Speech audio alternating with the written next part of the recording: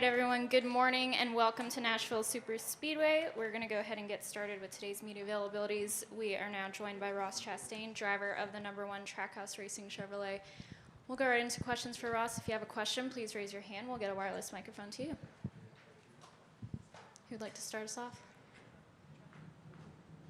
Start here in the middle. Good morning, Ross. Jeff Hood from RacingToday.com. You're still looking for your first win this year, but let me just ask you this. How do you feel about the speed in your #1 car each week? I feel really good. I feel the continual evolution of the car as the whole garage continues to find ways to take the same piece that we started with last year and make it faster and handle a little bit better and a little more forgiving. I feel like we're on the leading edge of that, and that showed yesterday. One of the few times we're looking at a 50-minute practice, you're ready for our guys to thrash and make big changes, and then we go.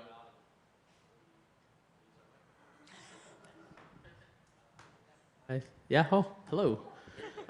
Look, we go out and we plan on making a nice little 20-lap run if it's good. If not, we'll stop and work on it. And we ran 20, and then we ran until the caution came out. We were going to run 30.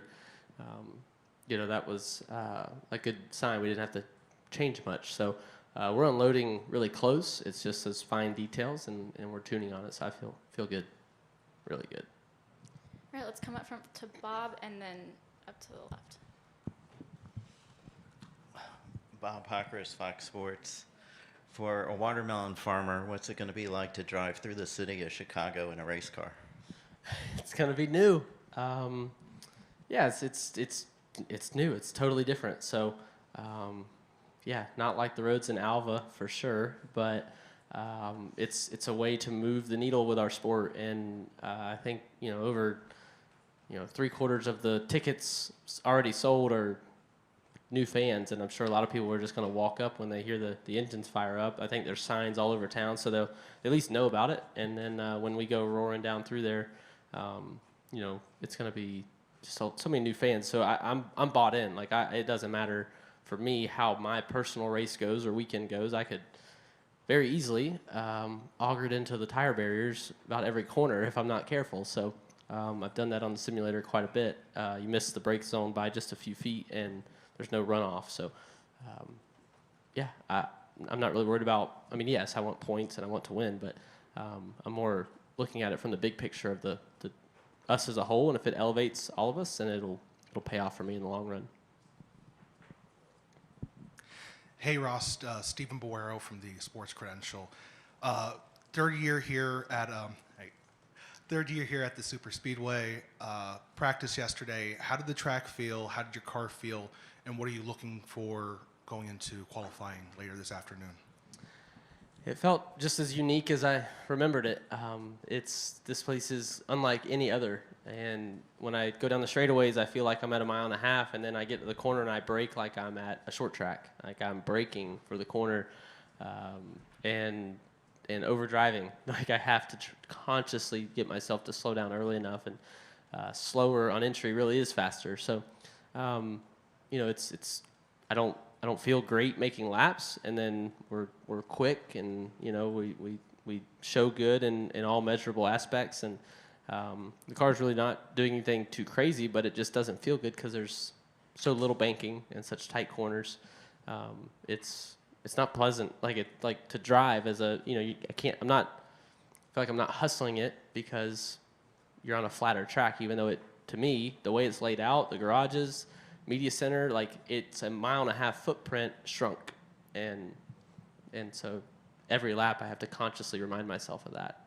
I'm ready to hustle it like I'm at Kansas. All right, let's go to Kelly and then Holly. Kelly, CrandallRacer.com. Ross, Justin made those very public remarks after Darlington. Is it a coincidence that since then there seems to be the Ross Chastain that was pre-Darlington, and maybe from the outside looking in, you've been a little more conservative since then? Well, I think it's exactly that. It is the outside, and what we do at Trackhouse and say and talk about and plan for is what's so cool about sports is that we're enclosed in our own world of 140 men and women, and it's up to us to go about our business however we see fit. So I'm definitely going to learn from Darlington. I don't want to wreck myself. I want to win races, and whatever I can do to wreck less and win more will definitely be top of mind and priority. So I take what people say to heart, though, especially my boss, my owner, like the guy that hires me and guides me. He's a racer himself, so we've talked as just racers and buddies just as much as we've talked as owner and driver. So people can think what they want. I know what our path has been, is currently, and what we're planning, and I'm totally comfortable in the spot we're in. Can you share then just what it's been like the last couple weeks? Are you trying to find maybe a different rhythm or different way to approach things on the racetrack? Like, are you conscious now maybe more about that during these races of what you're trying to do and how you're racing? I'm trying to find victory lane. I found it. It's right here. I was there last night with Carson Hocevar. I got to get back myself. So, yep, that's all we're trying to find. Go to Holly and then to Dustin. Hey Ross, Holly Kane with the Nascar Wire Service. Kind of along those lines, but you are high up in points, and I understand you want to win every race you compete in. I get that, but you are high enough up in points. Is there a little bit of that kind of gives you some comfort anyway? And if not, are there certain tracks that you really feel optimistic about scoring the win in between now and the playoffs starting? Right. Chicago's a huge question mark, so I don't really know where to rank that one, even though we've been really good on road courses. No, there's none that I really put above the others. Gateway, we just weren't that good in the race, but I thought if we were slotted in 10th, we could run 10th after a restart. It was just, I got kind of beat up on restarts, and it's just part of it. There's none that I really hold any higher than the others. Like, with this car, it's the same car every week. Like, we literally changed like a few settings of the geometry, the body. But I mean, it's so small you can't even see the difference. Where the old car or any other race car, you bring it to a super speedway, you can tell in the fenders and the body lines and the way the car sits. It's built for Daytona, and then when you take it to Martinsville, you can tell it's a totally different built race car. Ours look the same to me. I can't see the differences. So with that, there's just there's no tracks that it shrunk the window for highs and lows of tracks that seem to be better or worse because we're running truly the same car. I don't have any higher or lower really.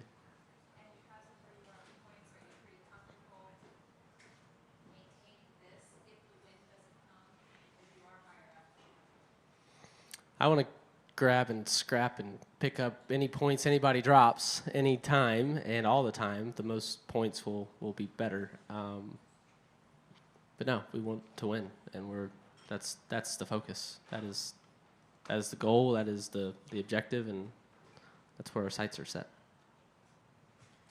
Go to Dustin and then over here to Lee.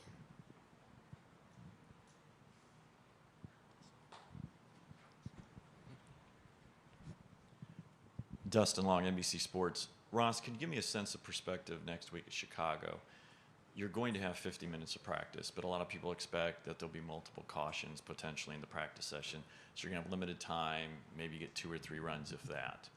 And then when you go to qualify, you're going to have to, after what limited time you've had on a track you're not as familiar with, bust out a really strong lap because track position is going to matter. I know you guys do some superhuman things behind the car at times, and maybe we don't always appreciate that. What kind of a challenge when you get in the car for qualifying next week, if those things happen, and how nerve-wracking or how much do you embrace that opportunity for a big moment? Because it seems like that's a moment where a driver can really shine in an uncomfortable situation, or they go too far over the edge. Now you're starting 25th, and you're probably hurting your chances for much in the race. That's NASCAR racing. That's every week. That's what's so cool about this series and this level, is there's so much pressure involved with everything. I don't. I do wish that we did focus more on the cool factor of the driving the car and like how on edge we are. You see, a champion of our sport spin out in practice yesterday. Just you watch the end car, it looks innocent all the way to the point it snaps, and we're all on that edge, and we're fighting that every lap, especially with the bump down in turn 4 here at Nashville. So, there's one big bump here. There's 12 corners, and I don't know how many. We have no idea at Chicago. They've repaved some, but we've all driven on repaved roads. Sometimes it's worse than it used to be. So I have no idea what to expect. But yeah, we go out and it's going to be who can learn the fastest. We're all logging laps in our simulators, but until you actually get on this surface, we don't even have the most accurate renderings and for the walls, because it's going to be evolving as they put them in. So a big ask of the operations team building the track, because they're figuring it out as they go. A lot of times I wish this room could ride with me physically in the car, because it's incredible what's happening in there.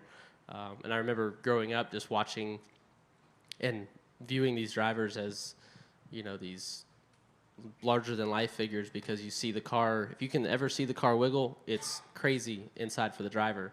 And if you were in there, you would feel it. So more two-seaters need to be available to give rides. And when we do that, I'll gladly sign up to drive everybody in this room around these tracks. Also, 5, 6, 7 years ago, as you're trying to work your way up into NASCAR, obviously the schedule was always kind of set in a way it was.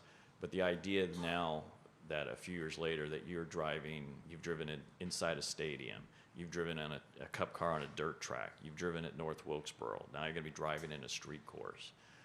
The idea of that concept and how quickly things have changed, what kind of comes to mind in terms of, you're in a completely different era than what you were 5 years ago, what you thought you might be if you reach this level. What is this like in the challenge of these different types of tracks?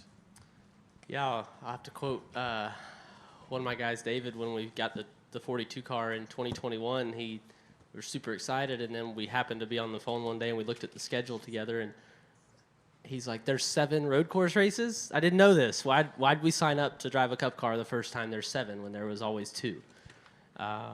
And we were honestly a little scared, and I had to go to school and keep going. I still go to school to learn. It is what it is. I wanted to be a cup driver. I sacrificed a lot to get here, and whatever it means to be a cup driver, I want to be that. And this level, this garage, I want to be in there with the other teams and competing at this level. This is all I've wanted. So wherever we go, we'll go across the world.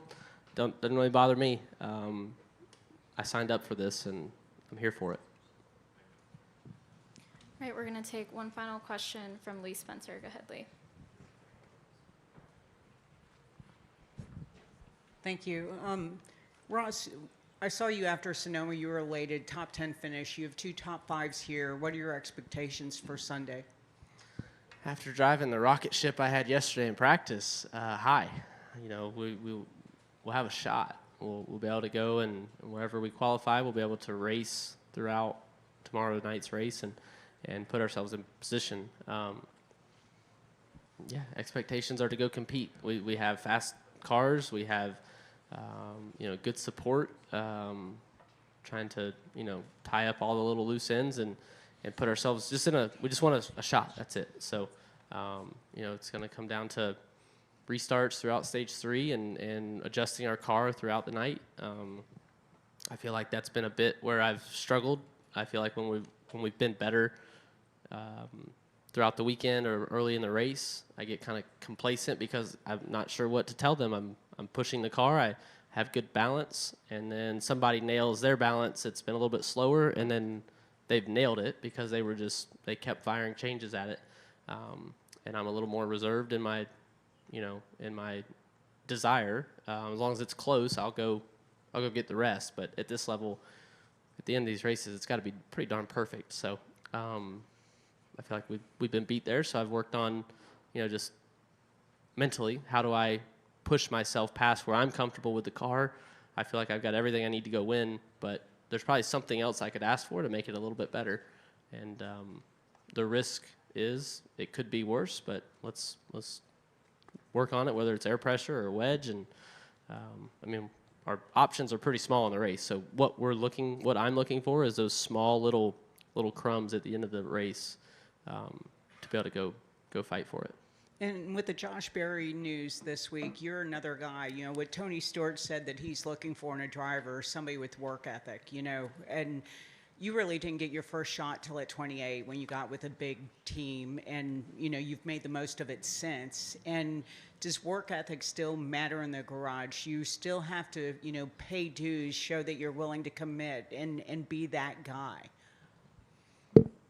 So happy for Josh. I hate that we're going to lose him at GM. I'm not going to get to go to the gym in the morning and see him next year. But, gosh, as this was coming along and just being friendly and Josh and I are just friends, it's been so cool to, see his emotion as it's came through and gotten done. There was times where, I could tell he was working out a little extra because that carrot was out there, and it's everything he's ever wanted and worked for, professionally, I think, and then same with me. It's just in my life, this is what we wanted. So I'm glad I'm sad I'm gonna have to race against him, but I'm happy just for the guy and his family. So what the owners look at, I'm not sure. I don't,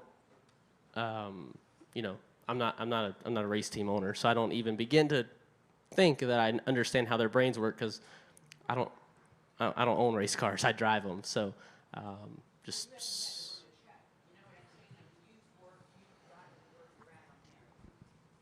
everybody had to pay something.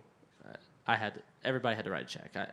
The amount might be 1 or 2 zeros different, but it's the dark side of our sport that not a lot of people like to talk about, but yes, I had to spend money my family had to spend money to get me into the sport. And somebody had to pay for every driver that's racing a car anywhere. I don't care if you're running a rental go-kart race, the $20 for the 10 minutes you run in a rental go-kart, you have to pay for it. Somebody has to pay for it, whether it's that to the Cup Series. Yes, Josh had, I don't know the details. I don't know everybody's details, but I know mine.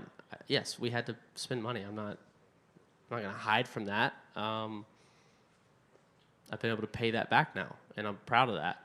It shouldn't have worked out, but the thought that people are here on $0 is not. It's not true. It's not. Whether it was truly you or your family or somebody that was like family, they had to be like family if they were going to spend the money it takes to get into any kind of racing. You race locally, late models these days. It's a lot of money, and it's the dark side of our sport that I live in it. I work in it. I'm in the trenches on it for me and other people, trying to figure out how to pay for this stuff. But I'm not a sponsor finder. I don't want people to think that. I don't find money for anybody. But the dark side is everybody pays. It's just a matter of, does it pay off? So. All right, apologies we didn't get to everyone's questions. Ross, thanks for coming in. Good luck today in qualifying and tomorrow in the race. Always. Every week. They're coming from Georgia right now.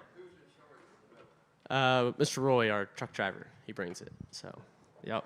Yeah. Georgia watermelon right now.